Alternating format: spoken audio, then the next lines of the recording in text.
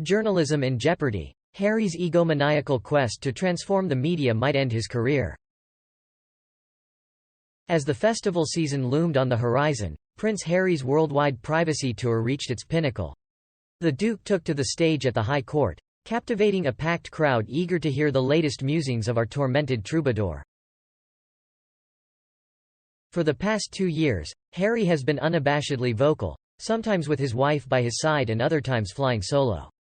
He has expressed himself through interviews, books, Netflix documentaries, and talk shows, relentlessly pursuing media exposure with a fervor that would make Kim Kardashian pale in comparison to the enigmatic Greta Garbo. And now, the moment had arrived, a grand performance with the world's media stationed outside the venue, helicopters circling overhead.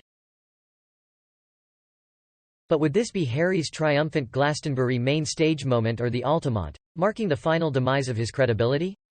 Not since 1891, when the future Edward VII, then the Prince of Wales, found himself entangled in a divorce scandal and a card-cheating controversy, had a member of the royal family testified in a court case.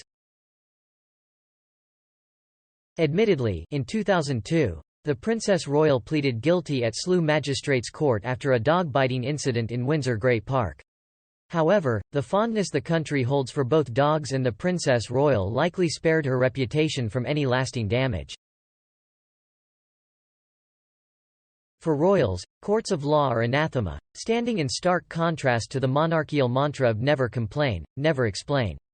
To emerge victorious in a legal battle, one must be prepared to do precisely the opposite repeatedly.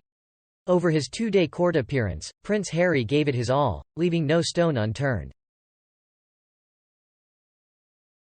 What began as a spectacle that would have aligned with Katie Price's pomp, tabloid phone tapping, denials of cavorting, and an abundance of undisclosed sources stirring the pot, morphed into a David versus Goliath saga. Dark insinuations of blood on hands and corrupt governments turned it into something more than personal. It became political, spiritual, a clash of monumental proportions. Harry presented himself as an unwavering champion for truth and justice, a figure akin to King Arthur returning to Albion, poised to rescue his waiting people from the clutches of the vile media. It may be unfortunate optics that his crusade commenced with a fortuitous encounter with the lovely barrister David Sherburne in the south of France while holidaying with Elton John and David Furnish. But one must not dare label him a playboy prince. Opinions flooded in from all corners. John Cleese had something to say. Diana's brother chimed in. Even Caroline Flack's mother joined the fray. Adding to the bizarre carnival atmosphere, ex-pop star Brian Harvey stood outside the court, wielding a giant copy of an email exchanged between a News of the World journalist and the police, discussing his conversations with an alleged drug dealer that led to his arrest. But the sideshow outside the court paled in comparison to the spectacle unfolding inside during Prince Harry's case against Mirror Group newspapers, MGN. Harry's tattered memory took center stage, as he uttered bleak phrases like "my mind's gone blank," admitting "I don't know" a staggering 18 times and responding with "I don't remember" on 9 occasions. At one point, he even told Andrew Green KC, the lawyer representing MGN, "I'll take your word for it." Harry claimed that he felt compelled to conform to the media's image of him as the playboy prince, the dimwit, the cheater, the irresponsible drug user. He explained, "I thought that if they are printing this rubbish about me and people were believing it, I may as well do the crime, so to speak." In a hypothetical scenario conjuring his sainted mother, he added, "If Piers Morgan told you to neck some Molly and jump off a cliff while singing Ebenezer Good, would you do it?" A rather pointed rhetorical question, one must admit. However, there was a curious glitch in the narrative. Harry claimed that the palace shielded him from unfavorable tabloid coverage during his upbringing, which explained the delay in taking legal action against events that unfolded decades ago. Yet, he also professed feeling compelled to live up, or rather, down, to the tabloids' portrayal of him. A contradiction emerged. Was it one or the other? Could it be both? Unless, whoa, time travel, aliens, pass that spliff, man.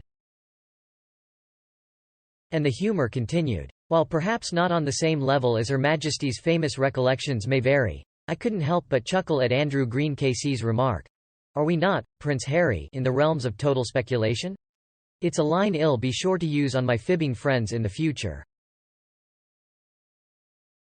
Sniffing haughtily, he proclaimed, "I do not believe that as a witness it's my job to deconstruct the article." Well, look at you, Jacques Derrida. Before meeting his ghostwriter, he probably thought deconstruction required a hard hat. And let's not forget his impeccable excuse. "I am quite busy with other litigation, my lord." That line is going straight into my repertoire for escaping tedious engagements. As I read the prince's words, accompanied by his all too familiar tone of lament rather than anger, I couldn't help but feel a tinge of sympathy for Meghan Markle.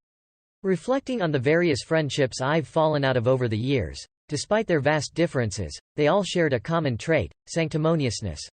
It truly is the most repugnant of non-criminal vices. I could tolerate a liar or a cheater, for I have been both myself, but sanctimoniousness is something I could never abide. The Sussexes bring to mind those unfortunate conjoined twins one occasionally glimpses in images. Though sometimes both survive after separation, one typically emerges stronger while the other fades away. Prince Harry and the United States are not a natural match. Their Nepo babies are ridiculed on the covers of New York magazines, while ours are destined to reign over us. There was goodwill towards him for choosing an American bride, but I doubt it will endure much longer. Patriotic Americans will recall his disparagement of the First Amendment as bonkers. But really, what's bonkers about safeguarding freedom of speech, the press, assembly, and the right to petition the government? What kind of country lacks or rejects these fundamental human rights? It's the sort of country Prince Harry seems to prefer, a suspicion one cannot help but entertain. Despite his lofty rhetoric, democracy fails when your press fails to scrutinize and hold the government accountable and instead chooses to get into bed with them so they can ensure the status quo. It's not difficult to conclude that he doesn't actually desire democracy. Rather, he yearns for the divine right of kings and princes, as astutely observed by Brendan O'Neill in a recent article. Naturally, the usual chorus of geeks has emerged, with an overly enthusiastic Owen Jones mentioning Prince Harry in the same breath as Tony Benn. However, when he claims he wants to change journalism, one can't help but wonder if this is just another manifestation of his egomania. After all, he received the most expensive education money could buy, yet barely scraped by with a B in art and AD in geography for his A-levels. It's as if I were to proclaim that I am going to revolutionize polo playing. In reality, I would wager that what he truly desires is to transform journalism into a mere extension of PR, where us journalists would have to approach him as if we were grooms of the stool, catering to his every whim, just as he has grown accustomed to with the likes of Omid Scobie. Meanwhile, what is St. George without a dragon? And what is a Playboy prince without a venomous press? Prince Harry has worn many hats throughout his life: lover, fighter, father, husband, and connoisseur of copious crack baby cocktails at Boobies nightclub. But above all, he is a man who has deliberately bound his own legs together and then proceeds to blame the universe endlessly for forcing him to hop. Thank you for watching today's video. To stay up to date with all my future videos, make sure to hit that subscribe button and turn on notifications. Thanks for tuning in and see you next time.